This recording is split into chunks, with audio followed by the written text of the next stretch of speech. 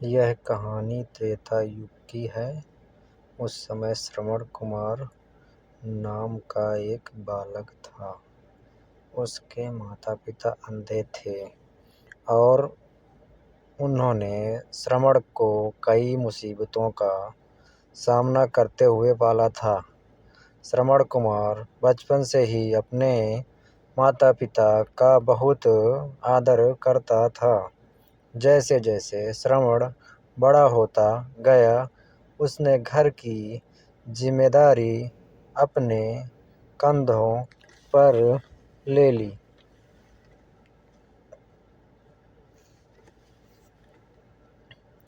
वह रोजाना सुबह उठकर सबसे पहले अपने माता पिता को स्नान कराने के लिए तालाब से पानी भरकर लाता था। इसके बाद वह तुरंत जंगल की ओर लकड़ियाँ बीनने जाता। फिर लकड़ियाँ लाने के बाद श्रवण चूल्हा जलाकर माता पिता के लिए खाना बनाता था। श्रवण को इतनी मेहनत करते देख उसकी माँ हमेशा उसे टोकती थी। वह कहती थी, श्रवण बेटा, तुम इतना सारा काम अकेले क्यों करते हो? खाना तुम मुझे बनाने दिया करो, मैं आसानी से बना लूँगी। इसके बदले तुम थोड़ा आराम कर लिया करो। माँ की इन बातों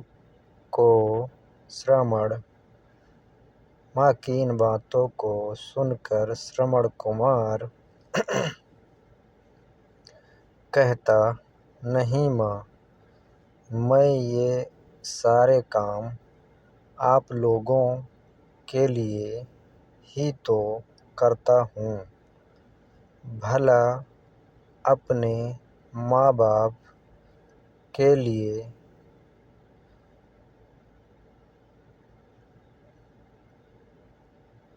किए गए कामों में कैसी थकान, उल्टा मुझे तो खुशी मिलती है।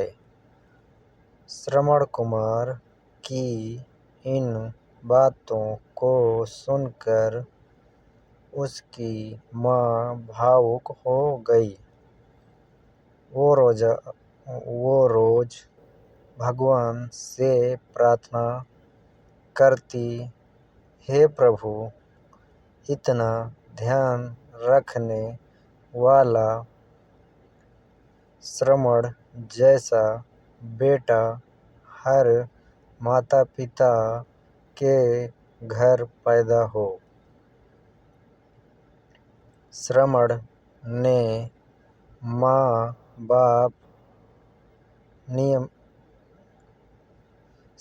के माँ बाप नियमित रूप से भगवान की आराधना करते थे।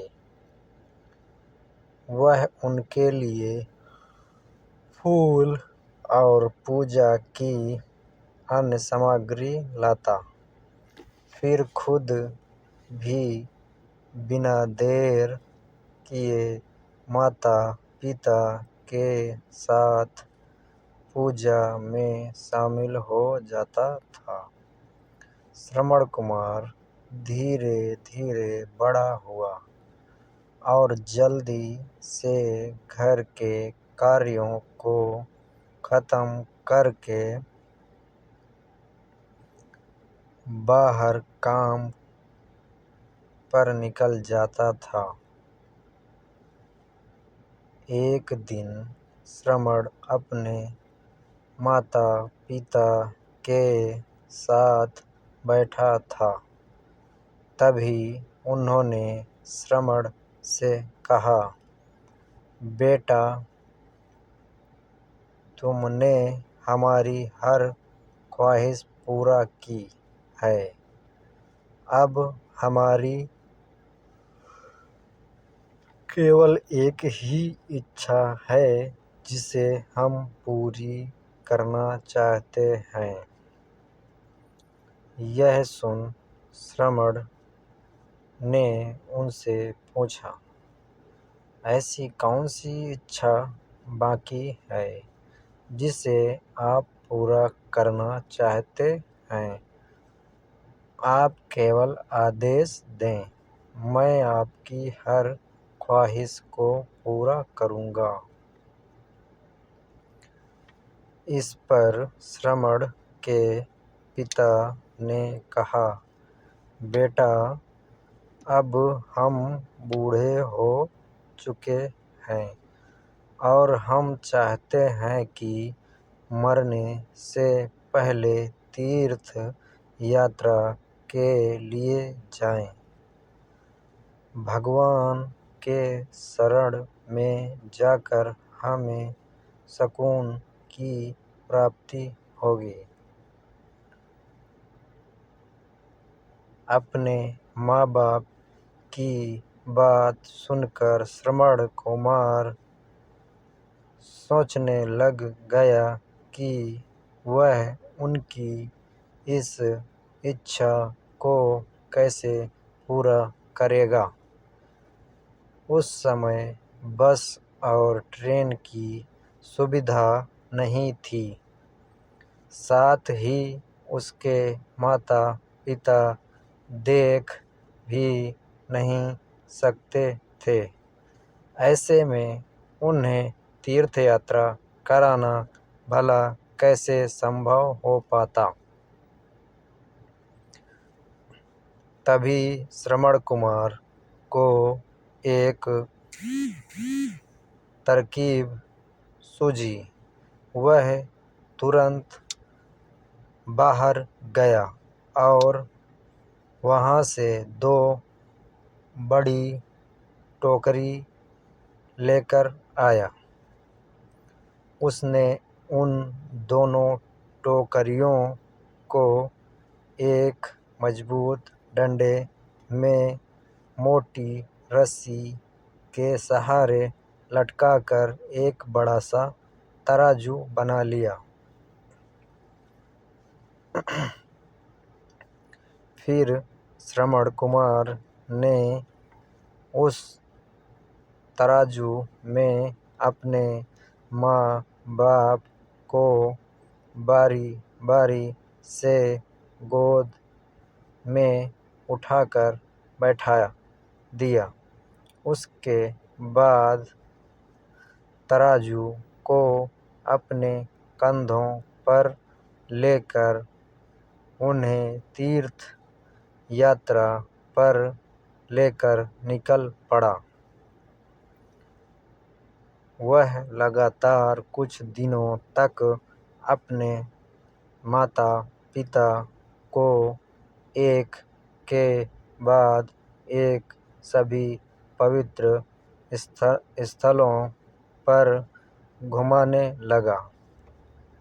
इस दौरान श्रमण कुमार ने अपने माता पिता को प्रयाग से लेकर काशी तक के दर्शन कराए।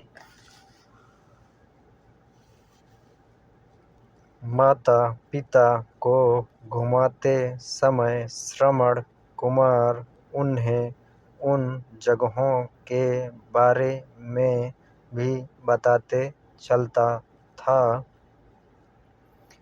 क्योंकि वह आँखों से उस दृश्य को नहीं देख सकते थे। अपने बेटे की मेहनत देख उसके माता पिता बहुत खुश थे। उन्होंने एक दिन श्रमण से कहा, बेटा, हम देख नहीं सकते, लेकिन कभी भी हमें इस बात का दुख नहीं हुआ। तुम हमारे लिए हमारी आंखें हो। तुमने हमें जिस तरह सारे पवित्र स्थानों की कथा सुनाकर उनके दर्शन कराए हैं, ऐसा लगता है जैसे कि हमने सच में प्रभु के दर्शन अपनी आँखों से किया हो। अपनी माता पिता की बातें सुनकर श्रमण ने कहा, आप लोग ऐसी बातें न करें। बच्चों के लिए माता पिता कभी भी बोझ नहीं होते। यह तो बच्चों का धर्म होता है। एक दिन श्रमण कुमार आराम करने के लिए अयोध्या के पास अपने माता पिता के साथ रुका। तभी उसकी माँ ने पानी पीने की इच्छा जताई। श्रमण को पास में ही एक नदी दिखाई दी। उसने अपने माता पिता से कहा, आप दोनों यहाँ आराम करें, मैं आप लोगों के लिए अभी पानी लेकर आता हूँ। नदी के पास पहुँचकर श्रमण कुमार कमंडल में पानी भरने लगा। उसी जंगल में अयोध्या के राजा दशरथ भी शिकार के लिए पहुँचे थे। पानी में हलचल की आवाज़ सुनकर उन्हें लगा कि कोई जानवर पानी पीने आया है। उन्होंने बिना देखे केवल ध्वनि सुनकर ही अपना तीर चला दिया। दुर्भाग्य से वह सीधे श्रमण कुमार को लग गया। तीर लगते ही वह चीख पड़ा। इसके बाद राजा दशरथ जब अपने शिकार को देखने पहुँचे तो वहाँ श्रमण था। वो तुरंत श्रमण कुमार के नज़दीक पहुँचे और कहा, मुझसे बहुत बड़ी भूल हो गई, मुझे माफ़ कर दीजिए। मुझे बिल्कुल नहीं पता था कि यहाँ कोई मानव होगा। मैं इस गलती का पश्चाताप करने के लिए क्या करूं कि तुम मुझे माफ़ कर दो। तभी करहाते हुए श्रमण कुमार ने कहा, यहाँ से थोड़ी ही दूर जंगल में मेरे माता पिता बैठे हैं। उन्हें काफ़ी प्यास लगी है। आप उन तक यह पानी पहुँचा दीजिए और मेरे बारे में उन्हें कुछ भी न बताएं। इतना कहते कहते श्रमण कुमार की सांसें रुक गई। श्रमण कुमार की मौत से राजा दशरथ सुन्न पड़ गए। किसी तरह वो श्रमण कुमार के बताए अनुसार जल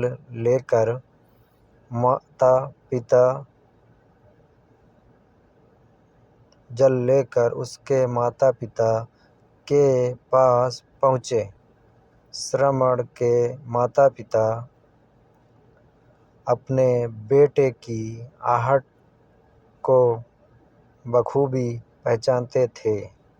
जब राजा दशरथ उनके करीब पहुँचे तो उन्होंने आश्चर्य से पूछा, तुम कौन हो और हमारे श्रमण को क्या हुआ?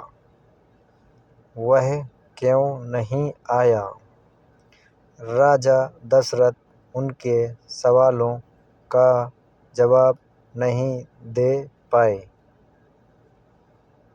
उन्होंने चुपचाप पानी उनकी तरफ बढ़ा दिया।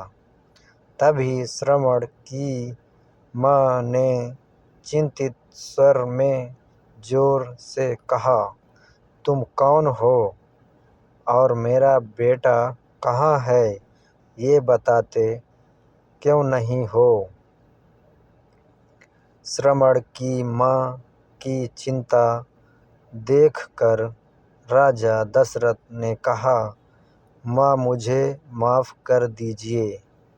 शिकार करने के लिए मैंने जो तीर चलाया था वो सीधे आपके बेटे श्रमण को जा लगा। उसने मुझे आप लोगों के बारे में बताया, इसलिए मैं यहाँ पानी लेकर चला आया। इतना कहकर राजा दशरथ चुप हो गए।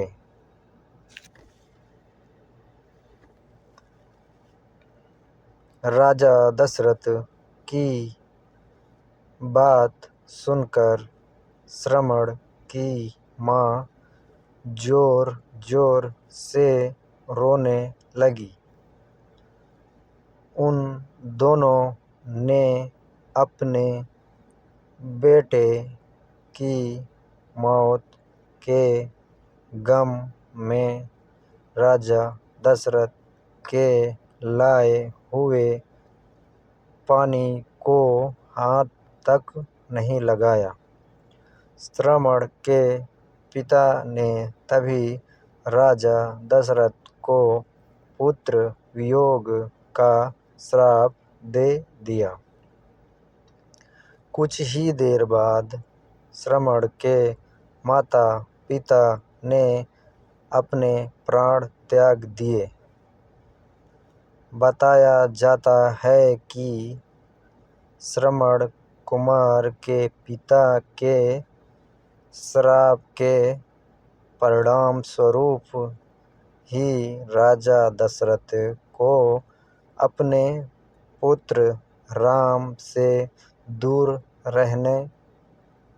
रहने पड़ा था। राजा दशरथ के इस श्राप को पूरा करने के लिए ही भगवान राम को 14 वर्षों का वनवास हुआ, जिसका माध्यम दशरथ की पत्नी कैकेयी बनी। श्रमण के पिता की ही तरह राजा दशरथ